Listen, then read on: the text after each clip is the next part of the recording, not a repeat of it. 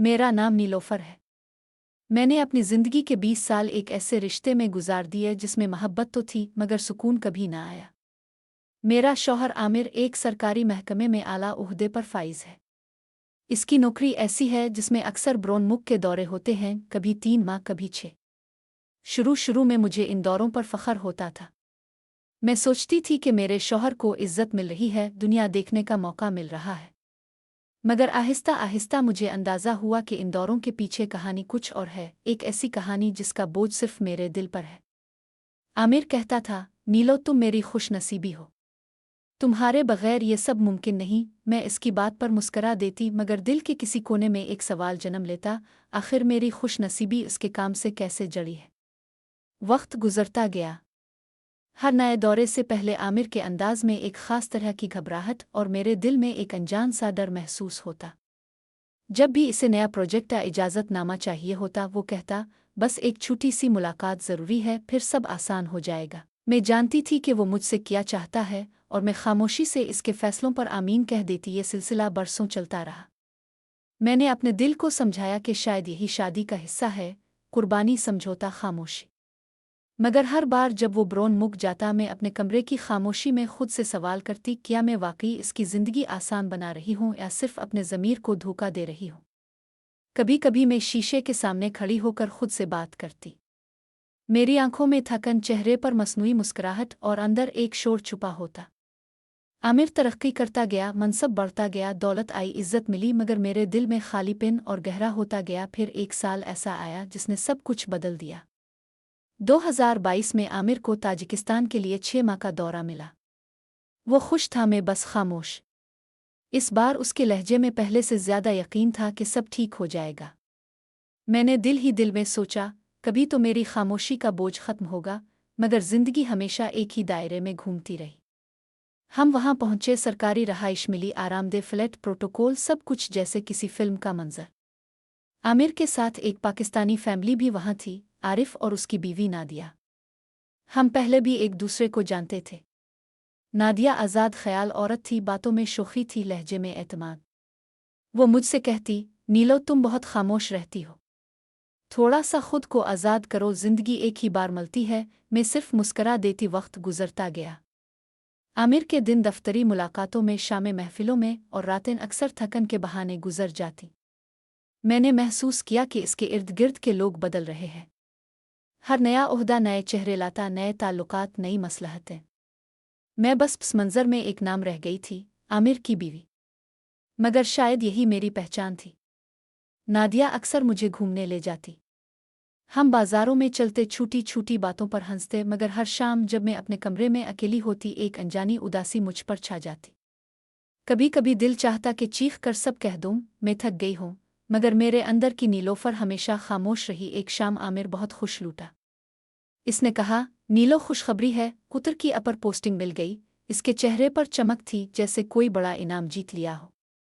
मैंने कहा, मुबारक हो। इसने मुस्कुराते हुए कहा, यह सब तुम्हारी वजह से मुमकिन हुआ। वो जुमला मेरे दिल पर किसी खंजर की तरह लगा। मैंने सोचा, आखिर कब तक ये मेरी वजह से चलता रहेगा।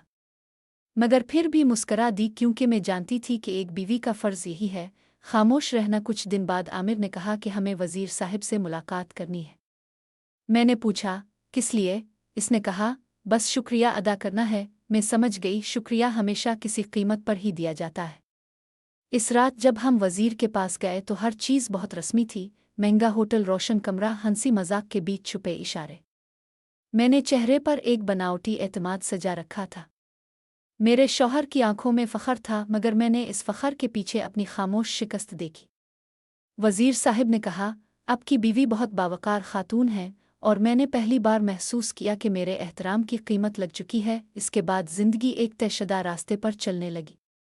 कुतु, दुबई, उज़्बेकिस्तान, हर मुख, हर सफ़र एक नए इम्तिहान जैसा लगता। आमिर तरक्की करता गया, मैं तन्हा होती गई। कभी कभी आईने के सामने खड़े होकर सोचती, क्या ये मैं हूँ? वो लड़की जो कभी ख्वाब देखा करती थी, जो किताबों में मोहब्बत तलाश करती थी, अब बस एक साया बनकर रह गई थी। हर नई पोस्टिंग के साथ मैं खुद से कुछ और दूर हो जाती। वक्त गुजरता गया। सालों के बाद जब हम वापस आए, हमारे बीच एक खामोश दीवार खड़ी हो चुकी थी। वो दीवार जिसके पीछे अनगिनत रातों की चुप, कुर्बानियों की तलखी और गुनाह और वफा के बीच उलझी हुई एक औरत की रूह छपी थी। आमिर अब एक कामयाब अफसर था और मैं इसकी ज़िंदगी की कामयाबियों का हिस्सा समझी जाती थी। मगर मैं जानती थी मैं सिर्फ इस निज़ाम का एक खामोश किरदार हूँ। कभी कभी नादिया का ख्याल आता, इसकी बातें याद आती। ज़िंदगी एक बार मिलती है, मैं सोचती क्या वाकई, क्योंकि मेरी ज़िंदगी तो शायद किसी और के फैसले में कैद थी। मैं चाहकर भी अपनी मर्जी से सांस नहीं ले सकती थी। मैंने कई बार खुद को आज़ाद करने की कोशिश की, मगर हर बार कोई फ़र्ज़, कोई रिश्ता कोई इज्जत मुझे रोक लेती। फिर एक दिन ऐसा आया जब मैंने सब खत्म करने का फ़ैसला किया। मैंने आमिर से कहा, मैं मज़ीद नहीं कर सकती। इसने हैरानी से मेरी तरफ देखा, जैसे पहली बार मेरी आंखों में कुछ पड़ा हो। मैंने कहा, मैं वो औरत नहीं रही जिसे तुम जानते हो। मैं अब सिर्फ एक जिस्म नहीं, एक एहसास हूँ जो टूट चुका है। वो चुप रहा। लंबी खामोशी के बाद बोला, नीलो, तुम नहीं समझती, ये दुनिया समझौतों पर चलती है। मैंने मुस्करा कर कहा, हाँ, मगर मैं अब खुद से समझौता नहीं कर सकती। इस रात मैंने पहली बार खुद को आज़ाद महसूस किया। मैंने अपने तमाम ज़ेवरात, वो सारे लिबास जो बरसों में जमा किए थे, सब एक अलमारी में रख दिए। मैंने सोचा शायद अब मेरे पास कुछ नहीं, मगर हकीकत ये थी कि पहली बार मेरे पास उम्मीद थी। सुबह हुई तो आमिर जा चुका था बगैर कुछ कहे। मैं खिड़की के पास खड़ी होकर बाहर देखने लगी। सूरज तुलू हो रहा था। रोशनी धीरे धीरे कमरे में फैल रही थी। मैंने दिल में कहा, शायद आज मेरी जिंदगी का पहला दिन है। अब बरस बीत गए हैं। मैं अपने शहर वापस आ चुकी हूँ। एक छोटे से स्कूल में पढ़ाती हूँ, जहाँ बच्चियाँ मेरे गिर्द हंसती हैं, ख्वाब देखती हैं। मैं उनकी आंखों में वही चमक देखती हूँ जो कभी मेरी आंखों में थी। मैं उन्हें सिखाती हूँ कि जिंदगी हमेशा दूसरों के फैसलों से नहीं, अपने हिम्मत से बुनती है। लोग अब भी पूछते हैं, आप अकेली क्यों रहती हैं? मैं मुस्करा कर कहती हूँ, अकेला होना कभी बुरा नहीं होता अगर आप खुद को पालें। और हर रात जब मैं सोने से पहले आईने में खुद को देखती हूँ, दिल कहता है, नीलोफर, तुमने हार नहीं मानी। तुमने खुद को दोबारा जन्म दिया है।